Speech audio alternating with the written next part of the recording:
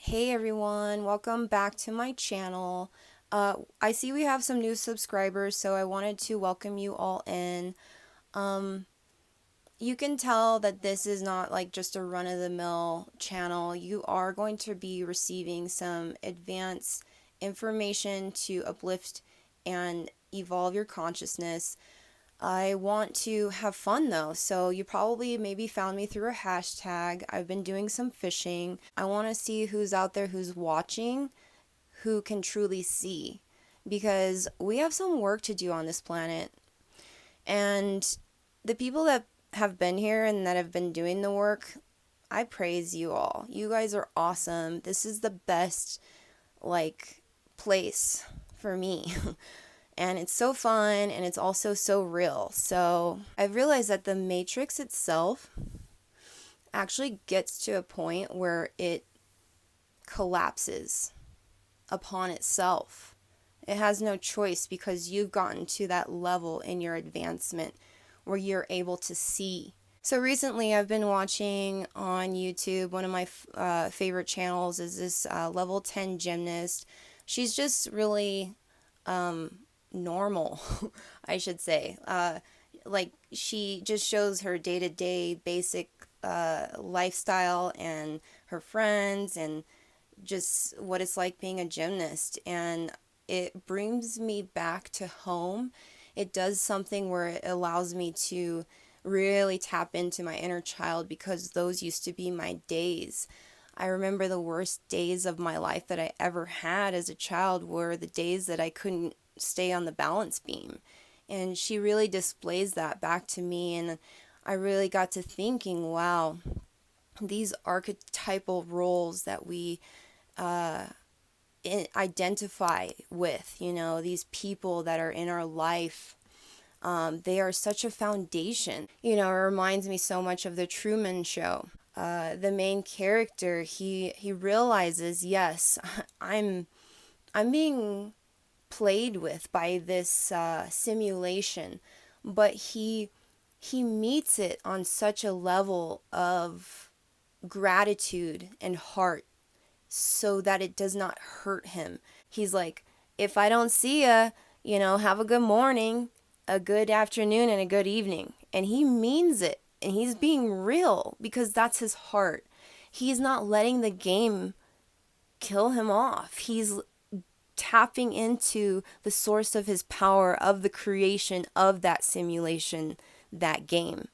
So I think I'm just like putting this information out to make sure that one does not get so entangled in those roles.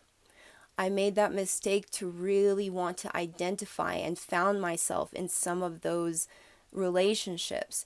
People really were serving their role for me.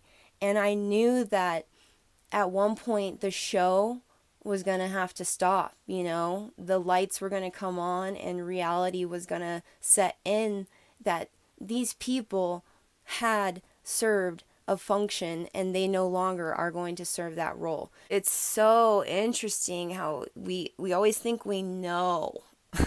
There's nothing for us to know other than the fact that we don't know. And going back to, that little gymnast, bless her heart, she can identify with those roles and it serves her life and her evolution at this time. For us to be able to really explore our higher selves, aka our God selves, we have to truly expand past those identifications with those roles. I think this topic in general has been sort of challenging for me. I went through several bouts with it, walking as a healer and truly wanting to devote oneself to Christ consciousness.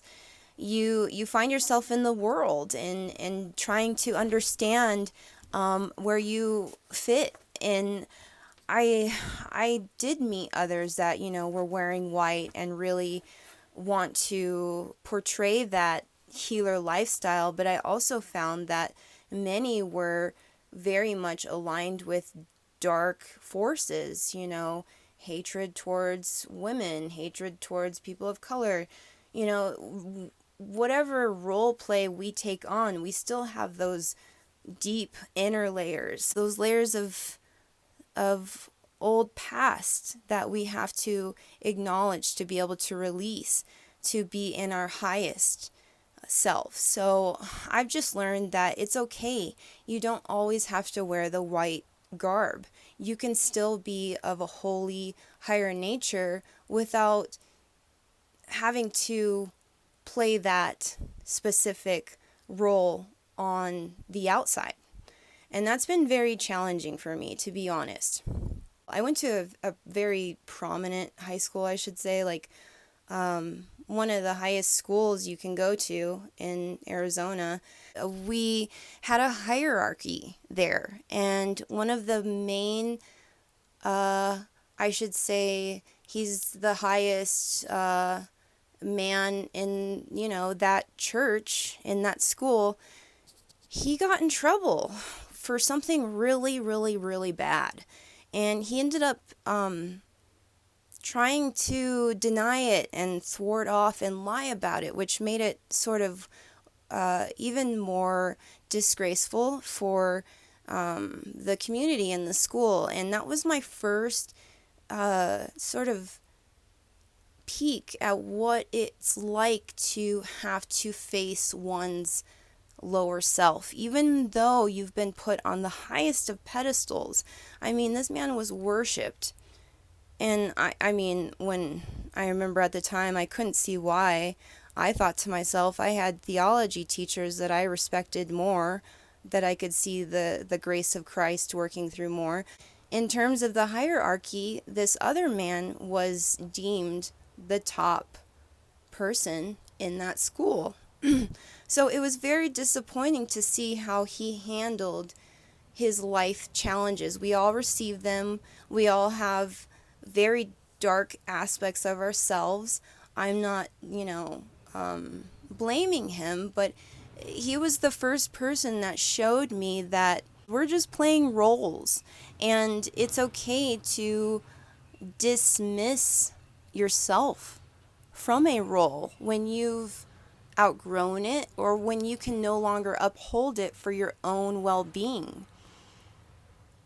It's been very healing in my own personal life to sort of dismiss my parents.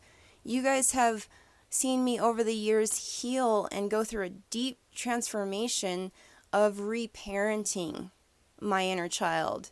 You see little Danielle in those little 15-second videos. That's my inner child.